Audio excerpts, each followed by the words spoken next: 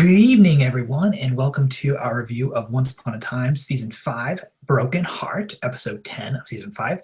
Here with Robert and Joe, who has not been on the reviews because he's been busy the last couple Sundays, but I'm very happy to have him back to discuss tonight's episode. So say hello, Joe. Oh, hello, Joe. And last week, they didn't have it. And I'm already putting it in. It's not there. But yes, finally, Joe has made his return to Once Upon a Time, and boys, girls, all my troubles out there. Welcome back to it. Robert, I had to say it. It's my gimmick. He said that very negatively. I had to get it in. Thank you. All right, so thank you for introducing yourself, Joseph. I'm glad that you're back. And like I said, we're here to discuss Broken Heart, which I think was a really good episode because it solved so many questions for Season 5. But and please, guys, share with us in the comments below if you thought it was a little choppy, because I thought that was the weakness of the episode. It felt like it jumped all over the place, but then it did wrap up quite nicely and started a brand new fiasco at the end of it. But I would say it's definitely quite a choppy episode. So I guess we'll go with the least important two of our starring characters to just give them a minute to discuss. Zelina and Robin Hood talked for a grand total of 5 seconds, and Regina pretty much said to Zelina, having a child made me reform. So now I'm going to let you take care of your baby when I'm around, and hopefully it'll turn you good. Any thoughts? What do you think she's actually going to turn good, or do you think this is just kind of a red herring?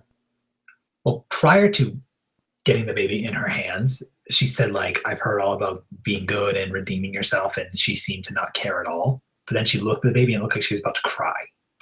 So maybe she will turn good, or maybe she'll just kind of be like an anti-hero of some sorts. I mean, I think it's funny in some regard because Regina and Robin Hood are like, you can be with the baby, but only if we're in the same room, or if only one of us is in the same room with you. So clearly there's some parenting issues going on there.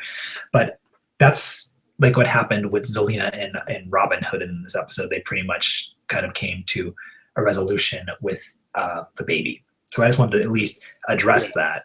I think that was a good point with you bringing that up. I think they're going to kind of evolve that. I think right now, yeah, there's the trust issues. There's we're going to be around, but I think that kind of foreshadows where they're going to go with that pyramid of characters right there. I think it's going to be she kind of gains her trust over time, and then maybe some point in the next half of the season, there will be a time where Regina says, that's okay, you two, you can be alone with her right now, or something like that.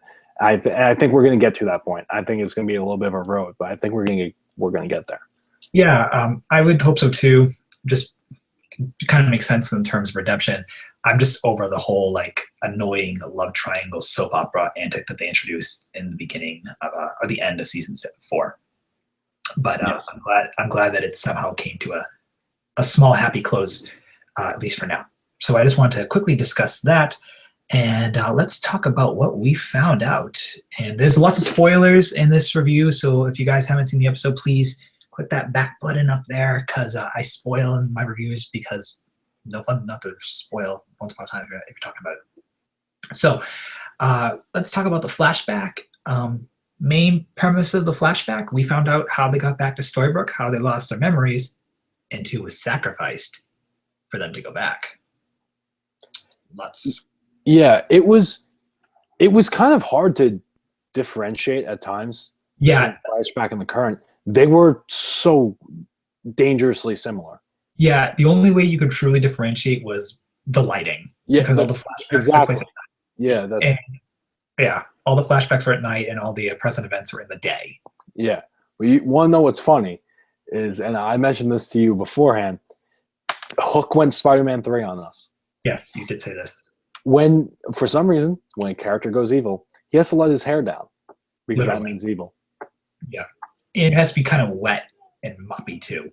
Yeah, so he went to Peter Parker when he had the black suit on route, and he just. Well, Marvel is a property owned by Disney now, so I guess he can do that. Yeah, I mean that shows he's evil. His hair down. Yeah. Yeah, I don't know. I just found that to be an interesting observation. Like, okay, like now we know he's evil. His hair's down. Everyone, Yep. watch out. Pretty much. And I think he does evil well. He does evil quite Yes. well. I enjoyed it. I enjoyed. Yes. I did enjoy kind of watching him flaunt around as Captain Dark Hook, as Regina called him. His So, best work on the show to date, I think, no competition. yes, yes. I when he met Rumple and imitated Rumple, I was thinking that was hysterical. He even said Deary. He did say Yes. Deary. He even said, I thought that was awesome. I think when characters are giving roles or actors are given roles that that are evil, they have so much more fun with them as opposed to playing the stoic hero. So much charisma.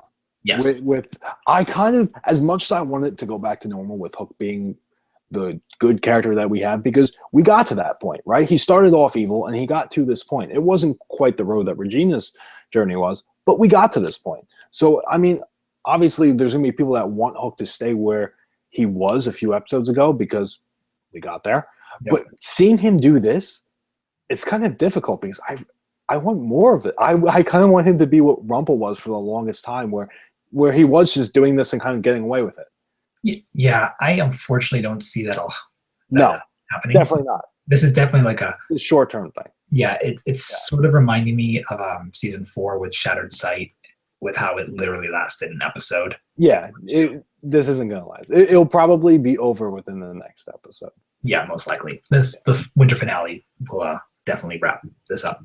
Yeah. So flashback. Merlin died. Emma, Hook, killed Merlin to bring them all back to Storybook because he was so consumed to get revenge. The darkness just took over him right away, and Merlin's how he got back. I kind of liked how because Nimue in his head, like Nimue counted as crushing his heart. It was like a funky twist. But I had said to you earlier, it really makes the Dark Curse joke that you can just enact it anytime you want. Yeah, it seems like everyone's plan is always to unveil that thing. Yeah, let's see. Regina did it, but that was because it was like a big deal. Like that was all of season 1, sort of like at least her getting up to it in the beginning of it. Pan did it, no problem. Snow White did it, no problem. Hook did it. The author did it too, right? Wasn't that? Or no, he wrote it, right? He wrote them in the book. Yeah. Yeah. Point is, it's been done one too many times. Literally, yeah. And memory loss has been done one too many times again. But Emma, her solution to making Hook kind of go back to who he was to wipe their memories, which also has been done several times. I see the Emma thing is really my main problem. I've been joking around with a few things, the Hook hair. I don't actually hate much of what's going on. I hate how it's, like you said, kind of all over the place. But really the thing that kind of, I don't hate it, I guess it disheartens me the most, is that they didn't really go all the way with this Emma being, she's the not so dark one right now. Yeah, there's the dark one and the not so dark one. I was thinking that all of the promos for the press, I should say, for season 5 was the Dark Swan will rise. Yeah. Welcome the Dark Swan. Hero goes evil. And I was thinking that'd be really cool. Like have her become a crazy villain. Yeah. Didn't happen at all. Instead, she really just became closed off, looked like she was doing bad things, but when in reality, she did nothing bad. I mean, Hook cast the curse to get them back to Storybook. Yes, she took away their memories, but that was to protect them. So, okay.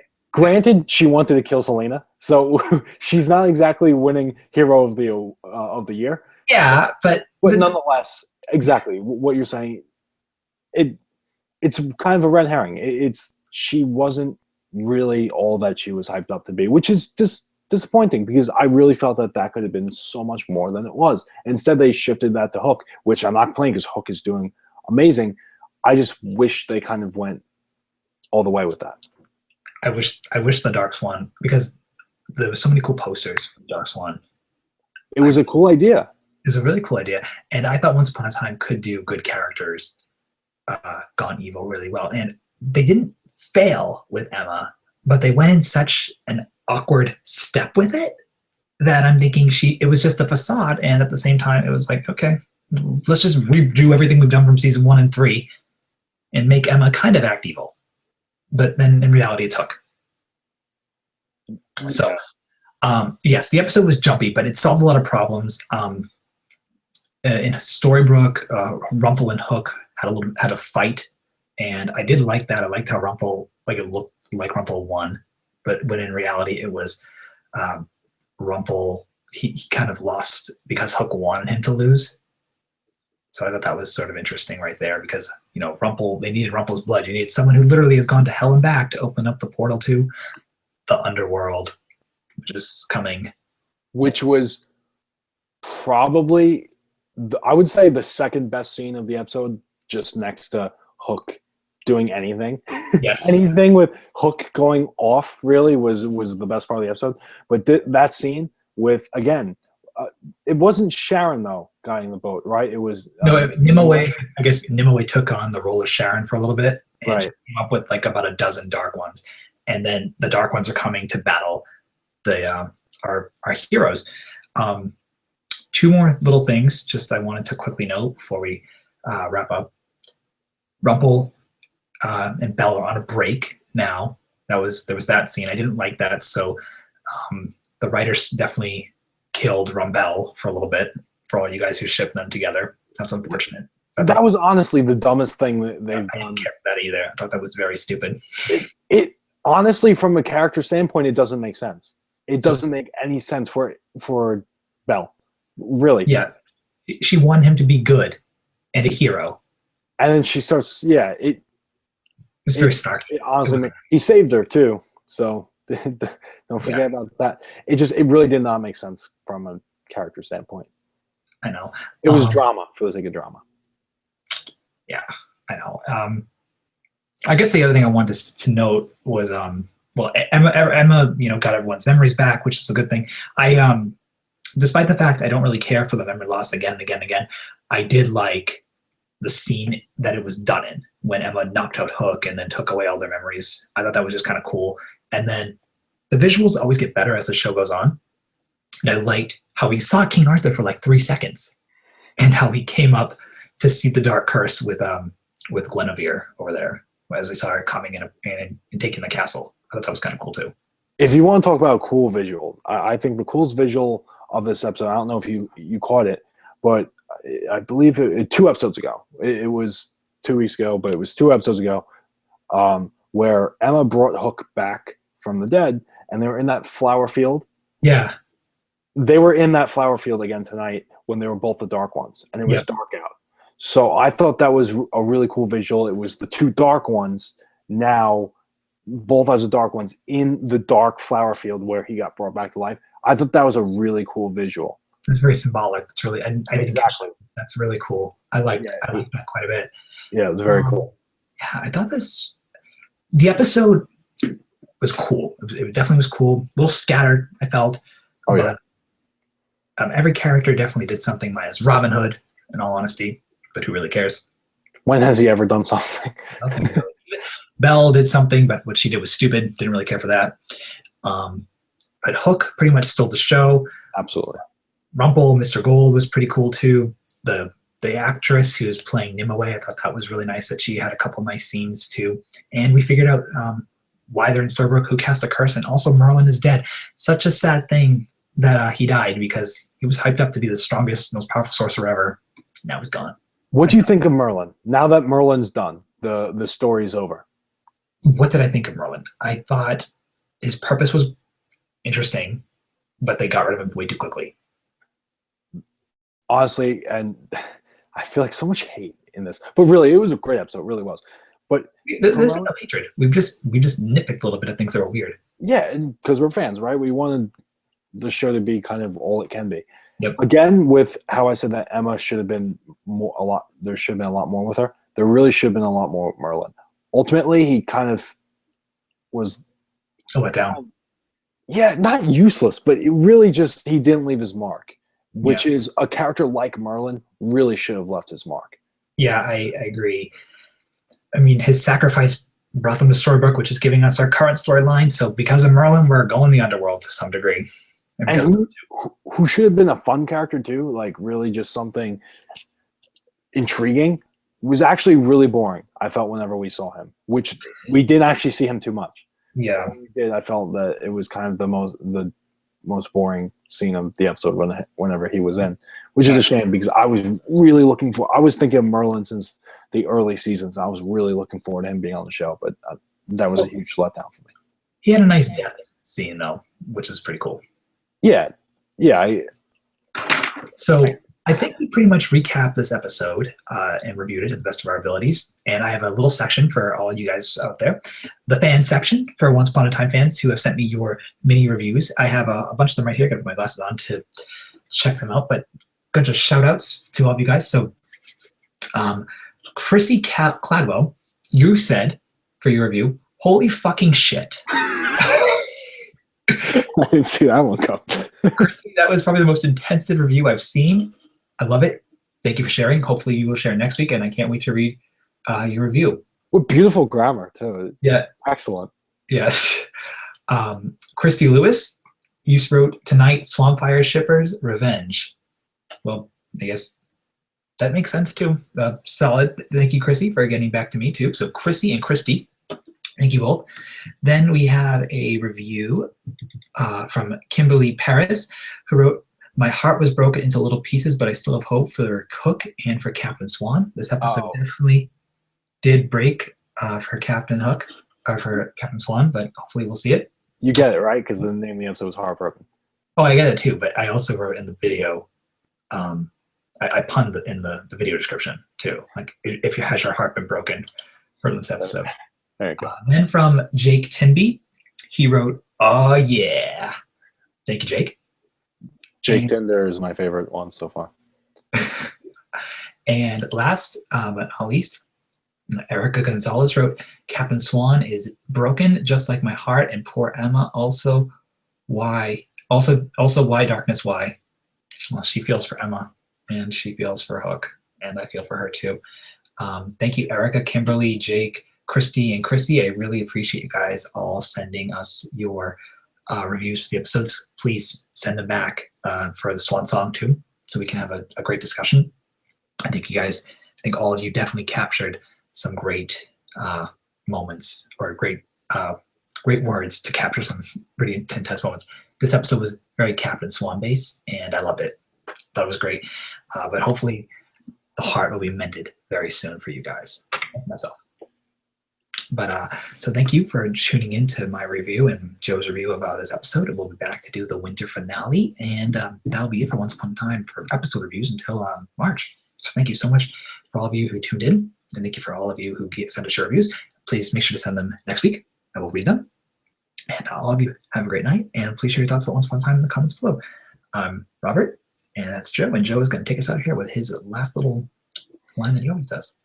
All right, everyone. So subscribe if you have not, because it only takes around this much effort to do so. And until next week, you've been traumatized and you have been Leidenized. Yes, I said it. Boom. Thanks for watching, guys. Bye.